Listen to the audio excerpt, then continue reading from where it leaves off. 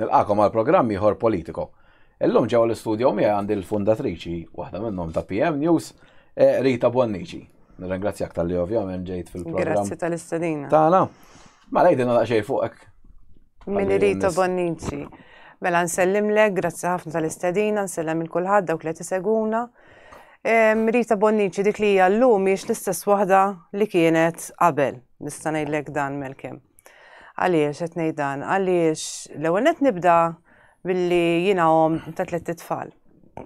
U l-esperjenza tal-ħajja għalmetni ħafna bħal kulħadd ikollu ċertu ċirkostanzi f'ħajtu issa jew titgħallem minnhom jew titkaxkar magħhom. Qabel dak iż-żmien jiena kont persuna li kont naħsibha darbtejn nitkellimx jew le. Però mbagħad biż-żmien bdejt ninduna li jekk inti ma titkellimx ħataqlaħħa. Għalkemm meta titkellem taqlaħħa wkoll, però għall-inqas tkun wassalt eżatt dik il-balla mill-istonku tkun neħħejta mbagħad jiġri dak li jiġri. Però hekk inti ħatibqa' taqla ġo fik u ma titkellimx ma tasal imkien. Ġifieri Rita Bonnici llum il-ġurnata bħalma ħafna issa drawni u jafuni wkoll jafu hija dik il-persuna li qiegħda hemmhekk sabiex tibqa' twassal il-verità, ovvjament mill-perspettiva tiegħi ħanajtek, dak li nemmen fih, però la darba nemmen f'xi ħaġa qiegħda hemmhekk għad-diskussjoni, però diffiċli ħafna biex imbagħad nimxu man-narrattiva. Mela, tista' tgħid bdejt meta waqt il-pandemija. Ovvjament kienu ħafna taħwit u tgerfix fil-pajjiż. Għalfejn ħassejt però l-bżonn li toħroġ titkellem fil-verità għall-minoranza dak iż-żmien, però llum qisu ħafna jaqblu iktar miegħek mill-hom li kienu jgħidulhom. Ifhem Melkem iktar milli jaqblu miegħi iktar qed ħarġet issa ċara. Ħarġet ċara li aħna dak iż-żmien li konna il-minoranza kemm sejħa, konna nistaqsu. Aħna konna nies li għandna kull dritt jekk inti għandek dubju fuq xi ħaġa, tistaqsi u tagħmel riċerka dwarha. Naħseb dik huwa id-dritt ta' kull individwu li qabel inti tiġi pereżempju tgħid l-isma' inti tittieħu di tagħmelek u tiġi tisilek. L-affarijiet tant kienu ovvji li għall-bidu anke jien ma kontx naf x'qed jiġri ħanajtek, però mbagħad bdejt nara affarijiet bħal pereżempju restrizzjonijiet li ma bdewx jagħmlu sens. Naħseb tiftakar meta kienu jgħidulna jekk inti tpoġġi bil-qiegħda tista' tneħħi l-maskra kif appena tqum bil-wifqa tilbes din il-maskra. Jiġifieri bil-ħin u fil-11 u mbagħad minn 11 lemm il-virus joħroġ u mbagħad minn. Ġifieri kien hemm dawn l-affarijiet li wieħed jibda jirrealizza li hemm xi ħaġa mhux posta. U għaldaqstant niftakar kienu avviċinawni bosta nies kien hemm dak iż-żmien fil-bidu konna ngħidu imma jiena waħdi qed naħseb hekk, qed nara dawn l-affarijiet. Mentri mbagħad bil-mod il-mod niftakar bdejna nitkellmu, bdejna niltaqgħu ma' xulxin li b'mod li mela jiena m'iniex waħdi. U kienu javviċinawni ħafna nies bi problemi, ovvjament li konna ngħaddu minnhom aħna bħala nies li għax tistaqsi ħataqlaħħa. Jew ħataqlaqħalek u tagħmel dak li ngħidlek jien jew inkellek inti ħatistaqsi ħajkollok il-problemi. U bdejna minn hemmhekk jiġifieri tista' tgħid naħdmu pass pass sabiex issa kif qed joħroġ ċar ħafna mill-affarijiet li konna ngħidu dak iż-żmien issa joħorġu. Inti semmejt punt issa li tistaqsi. Aħna suppost għandna sistema edukattiva li ġġalek ukoll tistaqsi ma titgħallimx bħal pakkagall. Ekku. Biex ovvjament dejjem titgħallem, autokritika u kollox. Iż-żgħażagħ u forsi dawk li teenagers li qed jikbru meta jaqraw dal-affarijiet kollha li adulti qed isaqsu għal xi ħaġa li fl-aħħar mill-aħħar hija importantissima hija s-saħħa tiegħek. Tistaqsi u tiġi ċensurat u hekk jista' jkun medded bil-ħabs u jieħdulek il-liċenzja tax-xogħol. Ma tistax taħdem, wadri anke letteralment tiekol kienet problema għal ċertu nies. Ma taħsibx li dak kien eżempju ħażin ħafna għaż-żgħażagħ. Da żgur. Kien eżempju ħażin ħafna żgħażagħ għaliex jekk immorru nħarsu lura qabel din l-istorja tal-Covid ħansejħulek il-pandemija, iż-żgħażagħ diġà kellhom kif taqbad tgħid piżijiet fuq fejn jidħlu skejjel u studju dawn l-affarijiet. Min hemmhekk imbagħad meta nqalad il-biċċa xogħol tal-Covid, anke l-fatt pereżempju, tant jiena ħassejt u kont niltaqa' ma' żgħażagħ ukoll li jekk saħansitra kien hemm min wara l-istinka għal diploma ma ninsewx li dawn iż-żgħażagħ bil-mod tagħhom online kienu jibqgħu għaddejjin bl-istudji tagħhom. Bil-mod li setgħu eżamijiet assignments ġifieri daw jiena kelli t-tifel ġifieri dak iż-żmien kien għadu ġewwa l-MCAS u kien jagħmel dawn l-assignments ġifieri online. Imbagħad li ġara kien li il-pressjoni li waqgħetilhom mela wara li jagħmlu dawk is-sagrifiċċji kollha u rnexxilhom iġibu d-diploma, niftakar li kienet inħarġet li jekk dawn ma ħadux il-vaċċin ma jistgħux imorru ikunu preżenti waqt iċ-ċerimonja meta ngħatat id-diploma lejhom. Jiġifieri da żgur li sofrew iż-żgħażagħ, da żgur li l-fatt li kien jarani it-tifel tiegħi l-ewwel wieħed niġġieled ħatajtek għad-drittijiet tal-għażla tal-individwu. Fl-aħħar mill-aħħar din. L-għażla tal-individwu. L-għażla tal-individwu. Fejn rajna wkoll żgħażagħ jattendu gyms, pereżempju, ma setgħux jibqgħu jattendu gyms hekk huma ma ħadux il-vaċċin. Rajna allura żgħażagħ iva affettwathom, nħoss li affettwathom psikoloġikament u anke kien hemm mumenti fejn daw iż-żgħażagħ ħassewhom maqtugħin daw kien hemm żgħażagħ li jħobbu joħorġu, jissoċjalizzaw, li din ma setax issir. Ġifieri iva, naħseb li żgħażagħ ġew ukoll parti maħkuma minn dan kollu li seħħ. Issa li għadda ovvjament dan iż-żmien kollu, tista' tgħid kif qed inti iż-żmien tak raġun lilek u ħafna nies li kienu jaħsbuha b'dak il-mod, però taħseb li hemm pjanata xi ħaġa oħra diġà donnu l-ħu diġà titkellem issa l-pandemija li jmiss u. Le, jiena nemmen li iva, dina xi ħaġa li jista' jkun li fil-fatt ħanejdlek kieku ma kien hemm xejn ippjanat, issa di ma nistax ngħid jien ħassir għada 10 snin oħra ma nafx meta.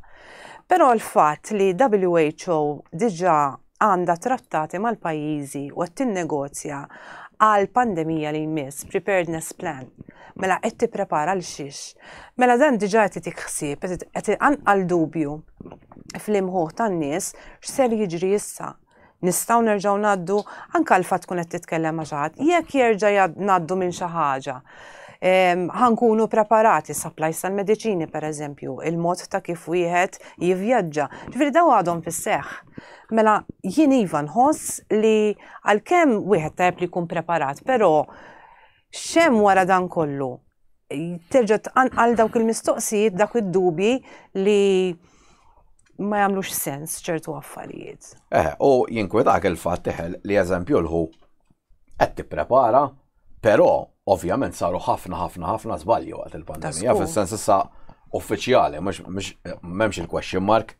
Daw l-istess nies li jagħmlu dil-pudina kollha ħajjerġgħu għax il-gvernijiet forsi nista' nallaċċaħħom għad-domanda wkoll li kont ħanamillek.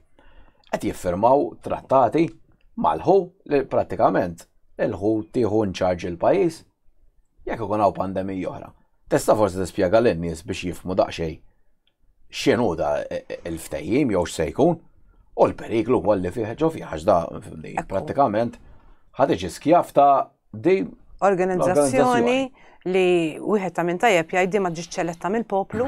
Din hija organizzazzjoni li qiegħda hemmhekk fuq istruzzjonijiet fejn tagħti suppost istruzzjonijiet tas-saħħa, però b'dawn it-trattati li semmejt tajjeb inti, il-membri kollha li jaqgħu taħt din l-organizzazzjoni tal-Għaqda Dinjija tas-Saħħa huma ħajjiġu obbligati li jagħtu is-seta' tista' tgħid lil din l-organizzazzjoni sabiex tikkontrolla u tiddeċidi fuq kull pajjiż li huwa membru.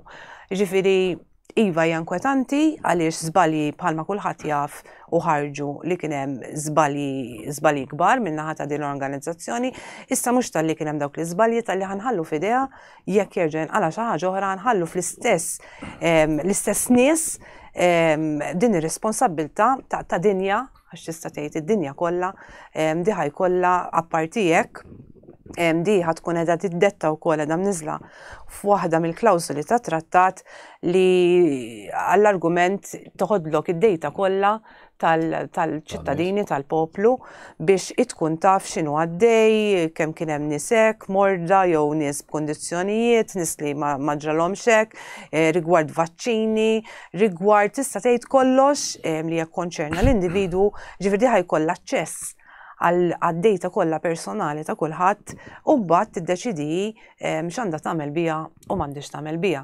Ġifieri iva, hija inkwetanti ħafna, hemm ħafna pajjiżi li bħalissa tista' tgħid qed jitkellmu fuq daw it-trattati. Sfortunatament, u nerġa' ngħid sfortunatament f'dal-pajjiż Malta m'għandna lil ħadd li bħalma rajna tul dawk is-sentejn u fuqhom tal-pandemija fi żmien il-COVID m'għandna l-ebda partit politiku li qed jitkellem rigward dawn it-trattati. Aħna bħala ċittadini bqajna ninsistu u għandna kull dritt għax fl-aħħar mill-aħħar dawn it-trattati ġiġu firmati fis-simna, però sfortunatament nerġa' ngħid m'għandna l-ħadd min jista' jipprova l-inqas jindaga biex jara x'inhu għaddej. Voldri inti bħal fil-verità tista' tgħid naħseb il-maġġoranza tal-poplu llum inkwetati bil-fatt li oppożizzjoni m'hawnx. Għax ovvjament daw jiena nemmen li għandha tkun l-oppożizzjoni li tkun ovvjament qed topponi lill-gvern jew almenu saqsi kif qed inti u tinvestiga. Imma donnu bħalma minna fil-pandemija kollox jiġab xpull gvern it's okay, u donnu anka f'di. Laqqas biss semmew xejn daw it-trattati. Jiena ma rajt xejn mill-ebda min-naħa tal-oppożizzjoni rigward dawn it-trattati. Iva, jiena nemmen li l-oppożizzjoni huwa id-dritt tagħha huwa dmir u l-obbligu tagħha wkoll li bħala fisem il-poplu, bħala fisem iċ-ċittadini tkun alternattiva tal-gvern. Imma il-fatt li dal-gvern jiddeċiedi fuq affarijiet b'mod ġenerali u din mhix qed topponi għal xejn. Jiena lija m'hemmx għażla, il-poplu m'għandux għażla ta' oppożizzjoni, iżda hemm żewġ partiti il-PL u l-PN li jaħdmu jitfit u dik hija perikoluża ħafna għaliex inti meta ma jkollokx oppożizzjoni hemmhekk qed tagħti qed tiftaħ il-bibien biex dak li jkun jibqa' għaddej mingħajr kontroll ta' xejn. Għax donnu kif qed naraħħin l-unika kritika li jagħmlu lil-Labor laqqas li l-Labor kważi preżenti, Joseph Muscat. Donnu jaħdu pjaċir biss dak jaraw ġol ħabs lilu u jisu hemmhekk ħajintammu l-problemi tal-pajjiż. Li nafu li r-realtajiet hemm ħafna iktar affarijiet għaddejjin, però sfortunatament jiffukaw fuq xi ħaġa waħda. Anka l-fatt li donnu issa joħorġu ħafna stejjer fuq is-saħħa u donnu mhux tal-li jekk tal-li daw qed jgħidu li qed jiġu stejjer inventati, anka l-oppożizzjoni. Podri għara fejn qatt l-oppożizzjoni kienet taqbes għal xi deputat tal-gvern missa l-lajbirek donnu kollox qed ikun inventat. Issa waqt żmien il-COVID, nies bħalek fil-verità ġew iċċensurati, umiljati, n-nies bdew ibażżaw li speċi intom mhux ħajtilgħu fil-lift magħna, mhux ħajkellmuna, m'għandniex dritt li morru għand it-tobba, m'għandniex dritt niklu, m'għandniex dritt imorru għax-xogħol. Eżatt, jiġifieri. Da però ħalla xi effett negattiv fuqek u tlift forsi xi ħbieb li Mela, mhux tal-li ħbieb biss, Melki, minn manka familjari. Il-fatt li tiltaqa' pereżempju ma' ħansemmi każ partikolari ma' tija li konti li żmien ma nara, il-fatt li tiġi minn flok tilqak bħalma aħna nafu. Tanna il-dak li jkun tiġik bil-minkeb. U jien dak il-ħin niftakar bqajt inħares li għad diċajta jew bis-serjetà. Imma l-biża li żeraw kienet xi ħaġa inkredibbli u għal-kem tlift iva, tlift familjari li m'għadhomx ikellmuni u tlift ukoll anke ħbieb sejħilhom hekk. Għaliex tista' sejħilhom ħbieb fil-verità biex xi ħadd jagħmel hekk. Fil-verità llum il-ġurnata għandi ħbieb ġodda għaliex għaddejna mill-istess u fimna aktar il-xulxin. Però hija inkwetanti għaliex tajjeb li semmejt dan il-punt, tajjeb ta' min wieħed jgħid, speċjalment fejn tidħol familja, kien hemm familji li anke tkissru minħabba dan il-fatt għaliex pereżempju naf koppji li sseparaw appuntu minħabba dan il-fatt għaliex pereżempju r-raġel ma xtaqx li jieħu l-vaċċin, il-mara ridet tieħu l-vaċċin jew għal raġunijiet varji whatever x'ikun il-każ u spiċċaw li saħansitra daw isseparaw. Ġifieri daqshekk kienet gravi, l-effett tagħha ħalla impatt negattiv immens. Jiena minn hawn ġifieri mhux ħan iddejjaq ngħid u kemm il-darba għedta li r-responsabilità kienet kollha f'idejn il-Dipartiment tas-Saħħa tmexxija ta' kif sar dan kollu u iva dan nittama li jsir ġustizzja fil-konfront ta' dawn in-nies għaliex kien hemm ħafna tbatijiet u hemm ħafna riperkussjonijiet minħabba in-negliġenza ta' dawn li suppost mexxew kif għandhom imexxu. Biex nżid ukoll fuq dalijiet, taħseb li Malta però aħna daqsxejn poplu riqed fis-sens. L-Amerika nafu li moralles provaw jagħmlu bħal mamlu hawnhekk u sa ċertu punt irnexxielhom, però wara li bdew għaddejjin l-affarijiet, hemm nies li tellaw il-gvern il-qorti, intrebħu każijiet, u anka minn għalija anka s-soldati iridu jitħallsu sentejn blura ta' meta ġew imkeċċin u donnu dal-pajjiż kulħadd joqgħod għal kollox li tipo. Fil-fatt anke mill-aspett mediku istituzzjonijiet tas-saħħa wkoll fejn kien hemm nurses u anke tobba li ma kinux ħadu l-vaċċin u spiċċaw imkeċċija, kien hemm anke dipartiment ta' tifi tan-nar ġewwa l-Amerika fejn itkeċċew ukoll minħabba li ma ħadux il-vaċċin u kif qed tgħid tajjeb inti kien hemm il-militar u kien hemm ħafna oħrajn. Iva dawn proċedew bil-qrati tista' tgħid intrebħu l-kawżi, però sfortunatament hawn Malta ħlief apparti il-każ kostituzzjonali li hemm għaddej bħalissa m'hemmx aktar każijiet oħrajn li naf bihom jiena u hemm każ ieħor ukoll li għaddej rigward dan kollu.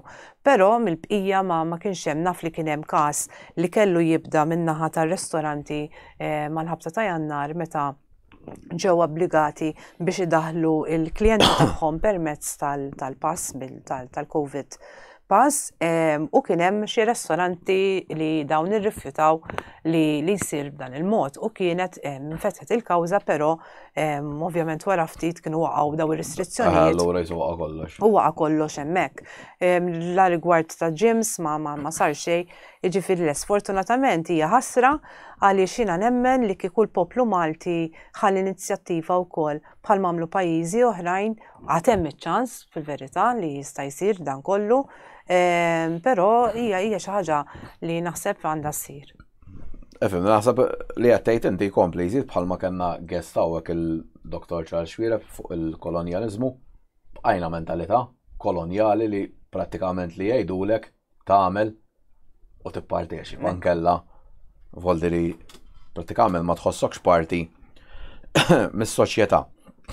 Issa semmejna l-ewwel fuq il-każijiet familjari int kulħadd kellu voldi li nies iġġieldu ma' xulxin. Temmen li da parti minna l-Covid kemm mhux qed ngħid li voldi l-Covid ma ġiex far from it, kulħadd imbagħad jara li jridu. Però kien test mill-gvernijiet biex jaraw in-nies sa fejn lesti jaslu. Għax inti fil-verità dimma ta' taħseb fuqha. Kellek nies voldi li għax aħna jitkellmu ħafna fuq il-hate speech. Għasna f'kemm il-kumment rajt jiena jalla timrat tidħol anke li personali. U jgħidulek ma l-isptar m'għandux iservik lilek bħala ċittadina xi rrifjutajt. U fuq da ma sar xejn. Voldi li ħadd ma tella fuq hate speech fuq dawn l-affarijiet. L-istess, di mhux ukoll mibeda u fl-aħħar mill-aħħar dawraw in-nies il-poplu sa fejn lest jasal. Li voldi li da, prattikament aħna fimni jekk ballajnilhom di ġellednihom tkissru żwiġijiet, tkissru familji u xorti jisu ma ġara xejn. Mela the next one nistgħu li hemm pjanat nagħmlu li rridu. Mhux neċessarjament tkun pandemija medika, affarijiet oħra. Mela, iva jiena nemmen li dak kollu li ġara tul daw is-snin serva wkoll biex jaraw u jenalizzaw eżattament il-poplu x'jasal jagħmel u kemm jasal li jobdi u ma jobdix. Jiena minn dejjem qed din hija it's like a psychological warfare, għalija din hija xi ħaġa fejn ilha ssir fil-verità snin twal. U żgur mala dejjem iżidu jara eżatt dejjem janalizzaw biex jaraw fejn qiegħda l-pożizzjoni tal-governanza fuq iċ-ċittadini u ċ-ċittadini x'lesti sa fejn jaslu għad-drittijiet tagħhom. Li fil-verità tista' tgħid hawn Malta ma tantx kien hemm konna vera kif taqbad tgħid il-minoranza li aħna bqajna ngħidu le għax ħassejna li għandna dritt, kull dritt li ngħidu le għal ċertu affarijiet, però ġejna attakkati. U l-iktar ħaġa li tweġġak fil-verità li l-gvern mhux tal-li attakkana il-gvern per se, iżda attakkawna ċittadini bħalna li inti minn għalik li dawn huma ġirien tiegħek, familjari, ġifieri naħseb jiena it was a test sa ċertu punt bħal kull oġġetti ieħor dejjem janalizzaw ħajaraw is-saħħa tagħhom fejn hi. U dik is-sezzjoni ta' nies, għax jiena fimni mbagħad naffaxxina ruħi voldir mill-injoranza fenomenali li jkun hawn. Kellna nies rajnihom fuq is-social media, mela l-ewwel vaccini jgħidlek damni n-nervituri marruli, joħroġ it-tieni mhux ħanieħu ieħor, malli jgħidilhom iridu jieħdu t-tieni wieħed marru ħaduh. Ħadu t-tieni wieħed u wara ġimgħa issa ma nistax nimxi assolutament xejn. Dik tajjej dak il-ħin ftejt il-gvern joħroġ it-tielet wieħed jerġgħu morru joħduh. Dejjem l-aħħar wieħed ħalli ħanieħdu. Meta tara dat tip ta' nies li pratikament irrovinaw is-saħħa tagħhom għax jista' jkun ma qabilx magħhom da fl-aħħar mill-aħħar bħalma hemm eluf fid-dinja kollha. Però xorta jibqgħu anke daw alla volja tisofru fiżikament u xorta jibqgħu jagħmlu li jgħidulhom il-gvern. Xtaqt taħseb hemm xi kura għal dat tip ta' nies fis-sens. Mela, il-ħaġa hija din Melkim, jien jiddispjaċini ħafna għal dawn in-nies, għaliex jiena niftakar li kelli ġenituri wkoll fejn jidħol mill-vaċċin u tfal. Dawn it-tfal ma setgħux ikomplu l-isports tagħhom, speċjalment pereżempju jipprattikaw il-futbol.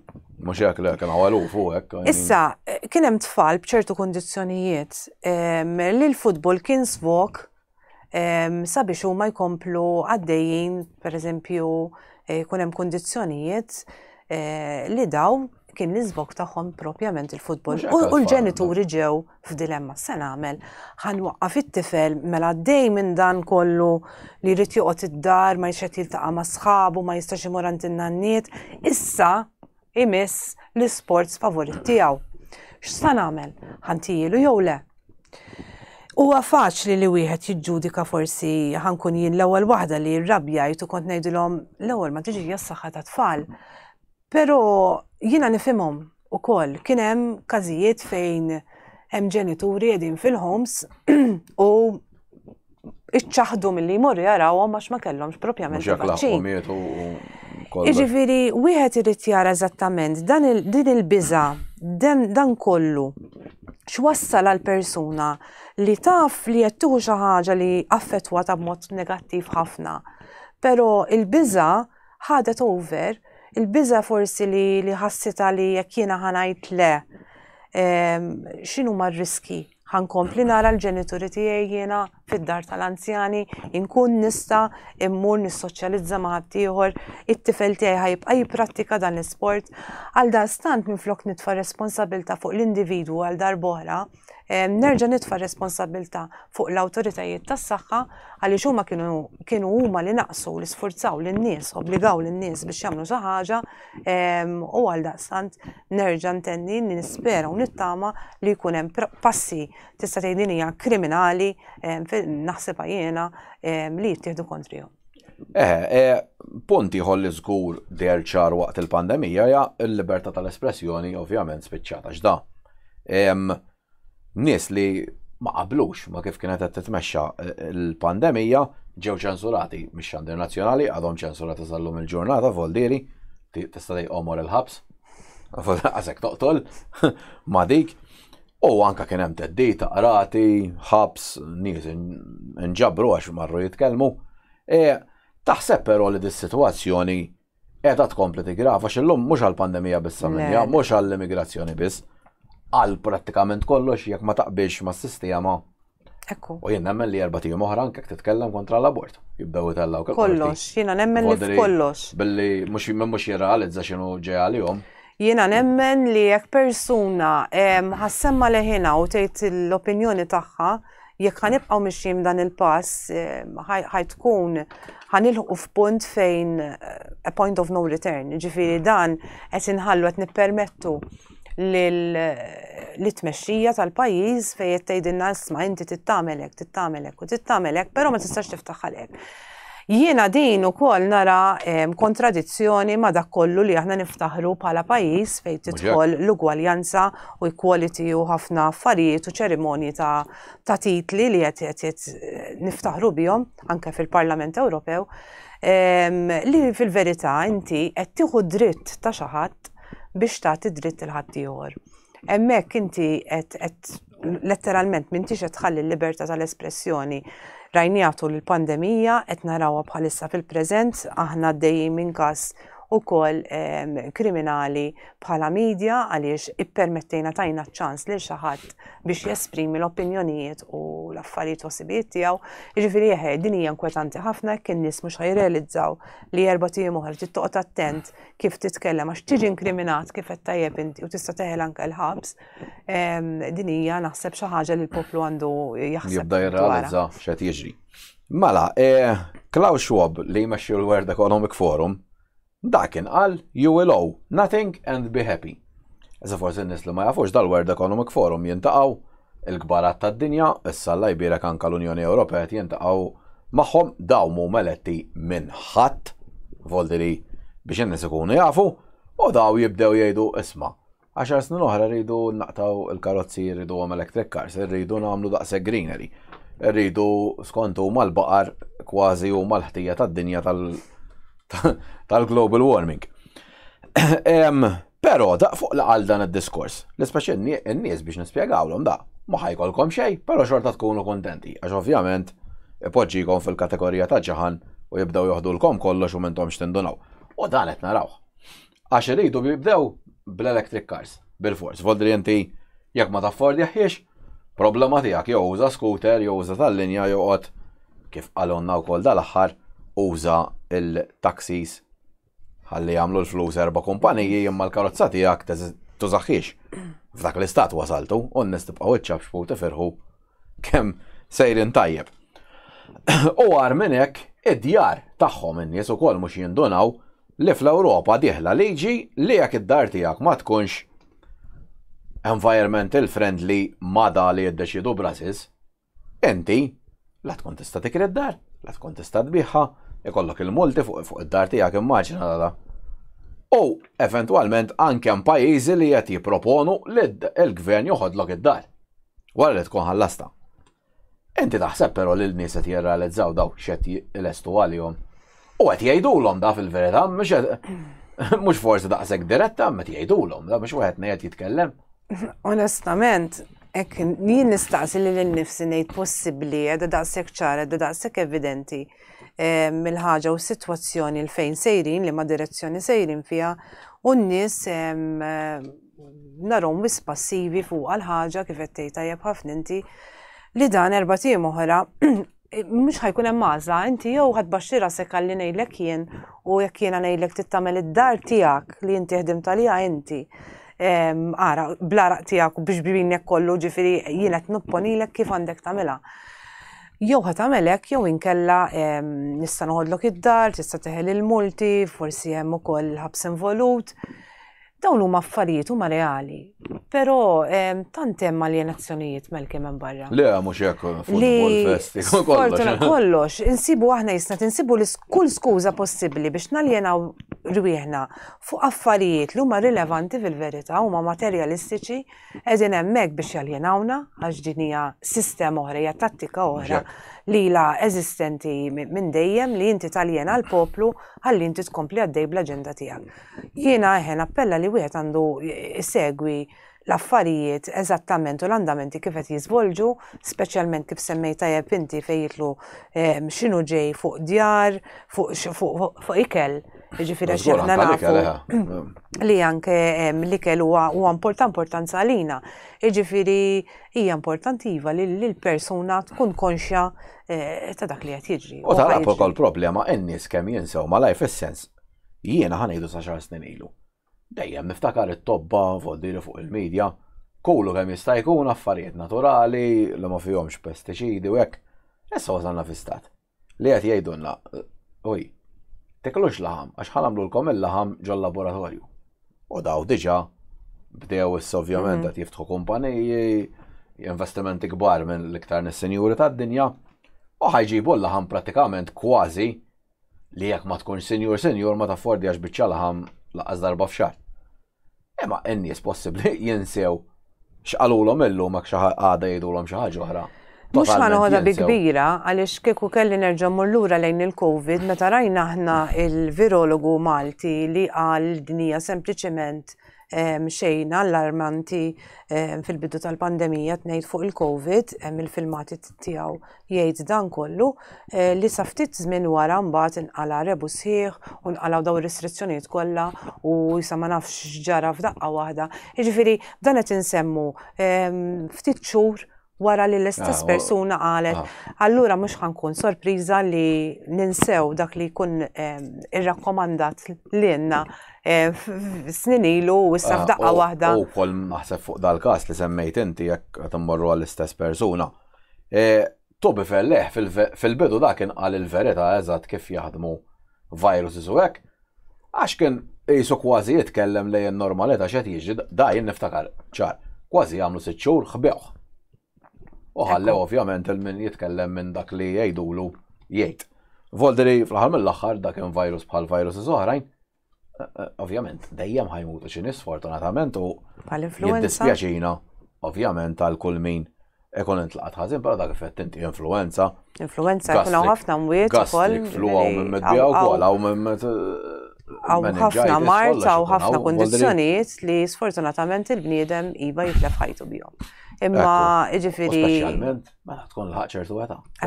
Dik hija l-ħajja m'hemmx tagħmel.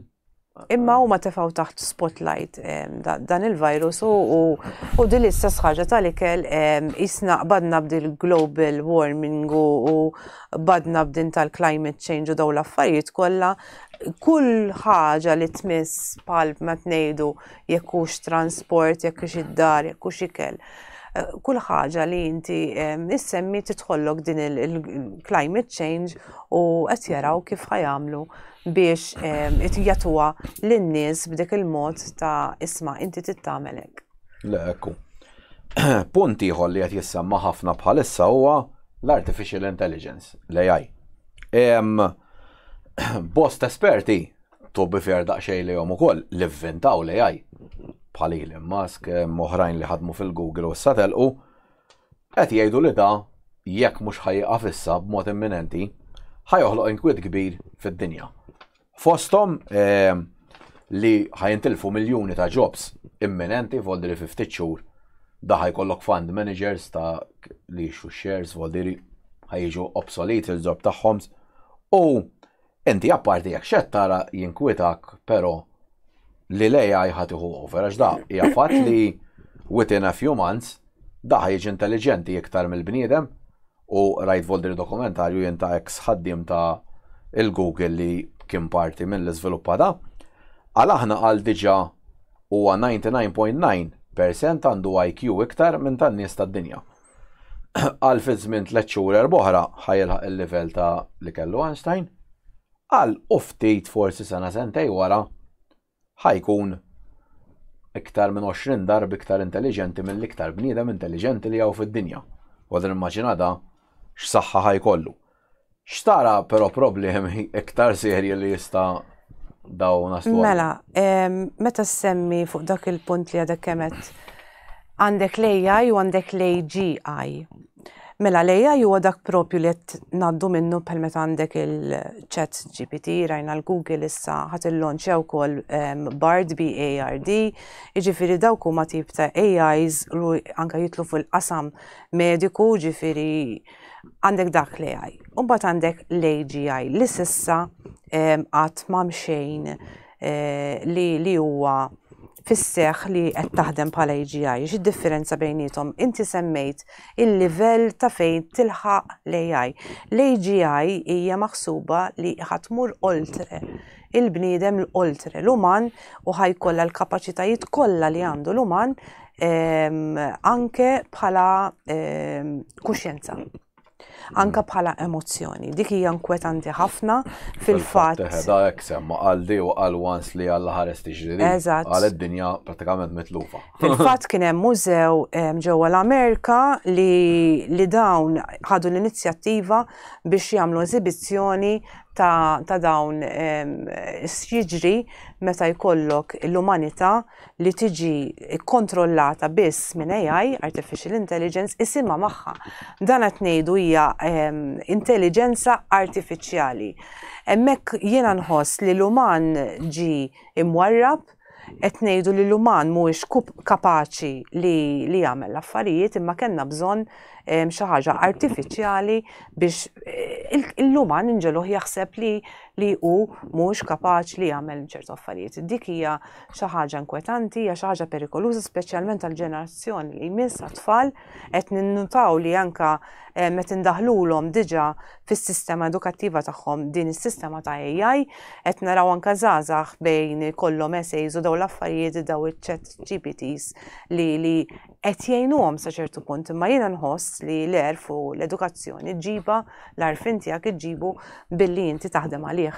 Jekk inti ħajkollok xi ħaġa faċli li inti ġast sibt bot u qed nitkellem apparti s-soċjetà li ħajonqos il-kuntatt soċjevoli li aħna bħala umani qegħdin hemmhekk biex nissoċjalizzaw flimkien, fil-fatt ngħidu anke no man is an island. Jiġifieri aħna din hemmhekk bħala umanità biex nidħaltu flimkien.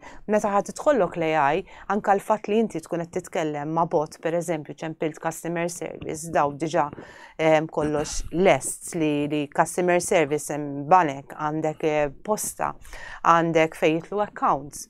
Jiġifieri għandek proofreading, għandek translations, għandek fejtlu gaming. Ġifieri daw kollha xogħlijiet li ħajintilfu, impjiegi li ħajintilfu min nies ovvjament li saħansitra hemm ukoll AI li ħajkun qiegħed fil-kamra fit-teatru fejn joperaw li ħajkun qed jagħti l-istruzzjonijiet appuntu lit-tobba x'għandu jagħmel u m'għandux jagħmel. Jiġifieri iva inkwetanti, jiena għalija di xi ħaġa xokkanti u li nies għandhom joqogħdu attenti għaliex hekk ħanaslu f'dak l-istadju aħna letteralment l-umani ġejna maħniex kapaċi. Dan għal anke bħala nistgħu naħdu suġġett ieħor l-arti. Għal da għal voldri again within a few months.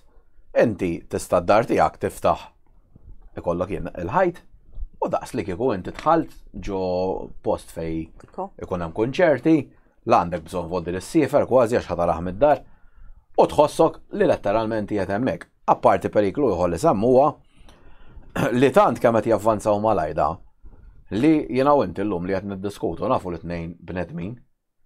Jien tista' tiġi hawnhekk inti u jiena nkun fil-verità robot. U nieqqas tinduna. Ekku.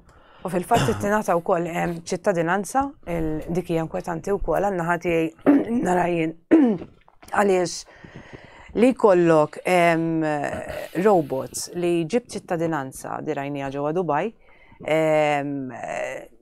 għalija hija xokkanti għaliex forsi nistaqsi għalhekk qed niġġieldu fuq l-identità tal-persuna biex ma nibqgħux insejħu jew nirreferu għall-persuna b'mod ta' raġel u mara sabiex imbagħad neliminaw l-identità kompluta ta' bniedem uman dak li jagħmlu bħala bniedem uman biex imbagħad inkunu nistgħu ndaħlu il daw ir-robots fis-soċjetà li jkunu parti minnha, jiġifieri ħajkollhom drittijiet l-istess. Iktar kważi. Jew iktar minna. Le, jankwetanti ħafna voldri kif jien rajt dan il-video, forse ġimgħa d-dieħla wkoll nagħmluhom il-link ta' persuna li jifhem da mhux voldri qed nitkellem jiena jew inti daħol letteralment huma u l-affarijiet huma tal-waħx, voldri pratikament id-dinja kif nafu għallum totalment ħadd intilef. Issa, problema oħra li hawn bħalissa hija l-kriminalità serja. Ila tiżdied, però issa ovvjament dejjem qed tiżdied iktar. Li saħansitra dil-ġimgħa kellna każ il-ġimgħa l-oħra ta' tfajla ta' 12 sena b'sekkina ġo skola għal tfajl oħra. X'taħseb però li qed jiġri fis-soċjetà u għalfejn nisa tkunu iktar vjolenti fil-verità lejn xulxin? Jiena naħseb li wasanna f'punt fejn waqajna bħala ċivilità survival mode. Tant għaddejna minn affarijiet li madniex inħarsu lejn persuna li per eżempju jiena tinħares lejk bħala persuna u bċertu aspett ta' valuri morali u dawk l-affarijiet li aħna trabbejna fihom imma tinħares lejk bħala inti tista' tkun l-għadu tiegħi. Allura meta inti jew ma taqbilx jew tinħossok bħala ta' teddida lija għaliex tinsiex għandna kemm irreferina lija ftit tal-minuti ilu x'ġara rigward il-COVID. Meta inti daħħalt letteralment żraj dik iż-żerrija li jien nista' nkun ta' teddida li kax jimax il-vaċċin. U propjament issa narawh hemmhekk dan ir-riżultat f'mod f'aspett differenti fejn jekk inti jiena tinħossok bħala teddida għalija jien ħanattakkak. U qed isir apparti li fejn jitlu żgħażagħ tfal ta' 12 sena li qed ikollhom anke ħin fuq TikTok fuq media soċjali, il-mod ta' kif jindirizzaw, il-mod ta' kif isu xejn mhu xejn, il-valuri tas-soċjetà kif spiċċaw. Jiġifieri dawk hija jiena lija hija xi ħaġa perikoluża ħafna u irrid ikun hemm kontroll jaraw kif ħajamlu anke aħna bħala ġenituri lilna għax jgħidulek għax tħalli tfal fuq il-mobile għax jekk inti t-tifel it-tifla tiegħek ituhom il-homework fuq l-internet. Allura jiena jekk it-tifel ħanejdlu inti għandek punishment m'intix ħadd tuża l-computer, it-tifel jibda jitħaq kemm jifla jgħidli aħjar għax il-homework mhux ħanamlu. Jiġifieri fimt naħseb li dik ir-rabja u dik we are in survival mode u dik hija perikoluża ħafna għaliex hekk inqala xi ħaġa oħra ħanaraw lin-nies jispiċċaw iktar jitqatlu ma' xulxin għax hekk inti ma tkunx taffordja li semmejt inti stess qabel li tkun tista' tixxi biċċa laħam hekk ħanaslu f'dak il-punt ħanaraw nies jitqatlu għal biċċa laħam. Le, u apparti n-nies jitqatlu kif qegħdin Volderi diġà kważi f'dik il-mood ormai ġejna. Biex nżid mad-domanda ta' qabel tal-AI, l-esperti qed jgħidu wkoll li forsi f'bej 25 snin oħra daw peress ikunu ħolqu l-kuxjenza tagħhom. AGI. U ovvjament jibdew jirraġunaw huma inti computer illum dak li ttieħ u ħajoħroġlok riżultat aħjar. Daw jibdew huma. Voldri da jekk ikollok daw ir-robots kollha jiddeċiedu daw il-kuxjenza tagħhom jgħidu isma' min qed jieħu droga. Fil-verità bħala soċjetà m'għandniex nagħmluh. Daw jistgħu jaqbdu id-deċiżjoni tagħhom u jibdew joqtlu daw in-nies. Apparti jekk ma ninsewx li din hija xi ħaġa li taħdem bit-teknoloġija. Wieħed jaf ukoll li kemm il-darba kellna cyber attacks fil-fatt ħareġ l-AI hekk tappuntu fuq hekk għaliex id-data li qed tiġi misruqa letteralment misruqa min-naħa ta' Google, min-naħa ta' Facebook, Metaverse, kollox id-data kien kollu għaddejja din id-data titulizzawa propjament fl-AI biex joħolqu dawn l-affarijiet. Allura iva tasal fejn l-AI, l-AGI mbagħad ħajkollu l-istess consciousness ta' uman minn hemm qed iġibu għall-informazzjoni. U dej biex forsi anke wkoll it-telespettaturi ngħidulhom ħafna ħajjgħidu żguru daw fejn jaraw. Dej waqt il-COVID fiċ-Ċajna ġrat konna naraw dawk il-videos meta bdew reġgħu jiftħu. Ikollok kameras bil-infrared, aħna għaddejjin minn train station, u fuq rasek inti għandek mill-kamera da it-temperatura ta' ġismek. U malli jaraw xi ħadd għandu 100 deni jaqbdu jiġu l-pulizija u jiġbruk. Vodi da ngħidu sentej ilu 3. Immaġinallu x'dejta iktar għandhom u. Id-dejta mhux dik biss ukoll Melkim tinsix li daħlet is-sistema tal-biometrics ukoll li ta' min wieħed ta' fejn għandek facial recognition li taqa' taħt ukoll AI li rajna wkoll li jankwetanti għaliex hemmhekk jiena dik li tinkwetani meta wieħed jibda jitkellem fuq dawn l-affarijiet irid joqgħod vera attent kif jitkellem fuq dawn l-affarijiet. Rajna ħafna nies li jgħidu għax jiena mhux ħanagħmel iċ-ċippa u għax mhux ċippa. Il-kwistjoni mhijiex rigward ċippa u mhux ċippa. Il-kwistjoni qiegħda hemmhekk li sempliċement sempliċement fejn inti għandek scanning system, fejn għandek scanner, fejn għandek karta tal-identità, fejn għandek informazzjoni kollha li diġà qiegħda hemmhekk, għandek fingerprint ġewwa mobile, għandek facial recognition ġewwa mobile. Jiġifieri dawn l-affarijiet diġà qegħdin hemmhekk. M'għandekx għalfejn bżonn ta' ċipek u mhux affarijiet. Eżatt. Jiġifieri iva, l-kontroll ħajkun qiegħed hemmhekk u fil-fatt ħarġet ukoll xi ftit ta' ġranet ilu rigward il-WHO fejn is-sistema diġitali min-naħa ta' pass health pass digitalizzat, ġifiri din diġa edha hemmhekk ukoll għal meta aħna konna ngħidu rigward fuq din kienu jsejħulna conspiracy theories, però sa appuntu ftit tal-ġranet ilu ħarġet uffiċjali mid-WHO li diġa firmaw daw mal-Unjoni Ewropea li ovvjament aħna naqgħu taħt l-istess kappa xedin hemmhekk, allura iva din is-sistema ħadd tkun fis-seħħ. Issa, mis-surveys kollha però li qed joħorġu, qisu kull xahar il-gazzetti jagħmlu survey dwar kieku kellha ssir elezzjoni x'jiġri f'pajjiżna. Jidher dejjem li jisa kważi l-unika faxxa li dejjem qed tiżdied hija ta' dik tan-nies li ma jridux jivvutaw. Għalfejn taħseb li qed jiġri da? Għadda kemm irreferina għalija ftit tal-ħin ilu meta għedna li m'hemmx oppożizzjoni. In-nies qed jirrealizzaw li m'hemm ħadd min qed jiddefendihom ġewwa l-Parlament għal daqstant nies irrabjati qed jaraw l-affarijiet li assolutament daw m'għandhom fiduċja la fil-Partit Laburista u lanqas fil-Partit Nazzjonalista preżenti. Ġifieri hija ċara evidenti l-unika ħaġa hija li lejn min ħajduru dawn in-nies għaliex inti mbagħad m'għandekx dak il-partit li inti forsi. U aktar jista' jagħmlu tapit qed ngħidli huma f'daqqax fil-verità hija kwistjoni fil-gvern u l-oppożizzjoni jiena nemmen li tla-kwarti minnhom qegħdin komdi bis-sitwazzjoni kif inhi. U fil-fatt hekk tara ftit individwi mill Partit Nazzjonalista jitkellmu. Ftit vera ftit toddhom fuq naħseb dejjem l-istess 4-5 min-nies. Mimma mill-bqija m'hemmx oppożizzjoni għalhekk, jiġifieri l-poplu tilef il-fiduċja assoluta qed joħroġ ċar li tilef il-fiduċja assoluta fiż-żewġ partit il-kbar. Nittama li jkun hemm dak il-partit li forsi u sfortunatament tista' tgħid li hemm partiti oħra li huma żgħar li l-aġenda tagħhom huma simili ħafna ta' dawk li hemm fil-gvern. Jiġifieri il-poplu s'issa tista' tgħid mhux qed jara dak ix-xaq ta' dawl f'partit partikolari. Issa, jenkwetak il-fatt ta' orrajt aħna ngħidu inti bħali tixtieq li jkun hawn partit, però għandek mijiet ta' nies li qed jaqbdu daw jippakjaw jitilqu mill-pajjiż. U mijietaw biex ma ngħidux eluf. Speċjalment żgħażagħ. Inti meta tara dan nies, ovvjament inti qed jitilqu nies ta' kwalità. Għax da jkunu faċli għalihom li jmorru barra u jibdew ħajja għax bej forsi jkollhom livell ta' edukazzjoni għoli, esperjenza, forsi xi ftit flus. X'fotor però qed tara mbagħad tal-pajjiżna meta tara da kollu? Fl-istadju li għedin fih Melki mhux qed nara futur, jien min jafni m'iniex persuna negattiva, ma persuna realistika ħafna.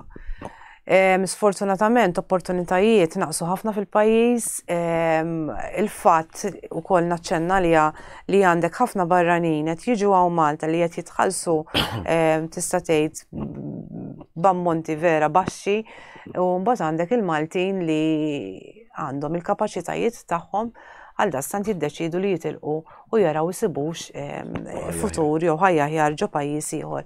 Jiena onestament ma nafx jekk hemm xi pajjiżi li jistgħu joffru dan għaliex meta inti tibda tħares lejn sitwazzjoni b'mod globali ma nafx opportunitajiet hemm oħra ngħidlek. Kien hemm żmien fejn jiena wkoll xtaqt li naqbad nippakja u nitlaq il-barra ma mbagħad qed tifhimni kieku kelli nħares lejn liema pajjiż fil-verità jista' jtik dik is-sigurtà. Eżatt, ġifieri nifhimhom li jistgħu jagħmlu dan il-pass, dan jisek tajt għandi karta ħanilagħba ħanara se jiġri, però ma nafx. U tal-aħħar ironija li fodri ċertu pajjiżi li ovvjament aħna l-Ewropej dejjem pinġewhomna bħala dittaturi u dal-affarijiet, però meta tibda taħseb kważi kważi f'daw il-pajjiżi daw iċ-ċuċati li xtiekol ma jindaħlulekx.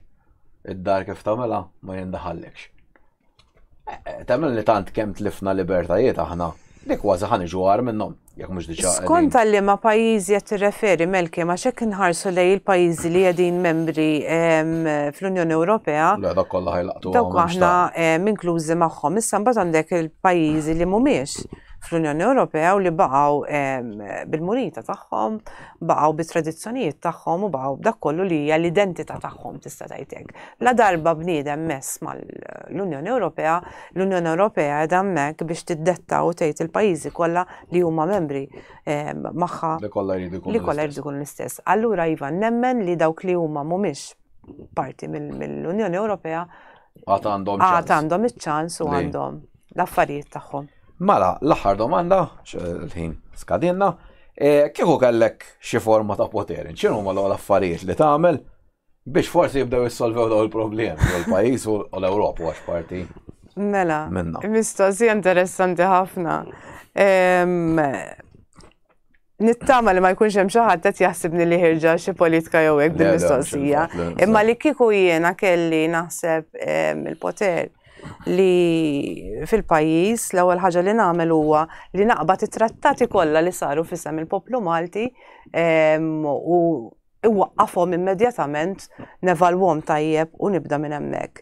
It-tieni ma nħalli l-ebda pajjiż ieħor l-Unjoni Ewropea jew pajjiż ieħor li jindaħalli ġewwa pajjiżi x'għandi nagħmel għaċ-ċittadin u għall-poplu Malti, għal dastant naħseb nagħmel ħilti kollha biex nerġa' nikseb l-identità ta' pajjiżi li hija Malta.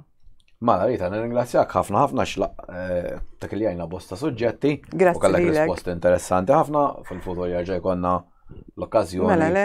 li niddiskutu. Nirringrazzja wkoll it-telespettaturi li ta' kull ġimgħa jkunu magħna u nħeġġiġhom biex ukoll il-ġimgħa d-dieħla jerġgħu jkunu magħna. Grazzi ħafna.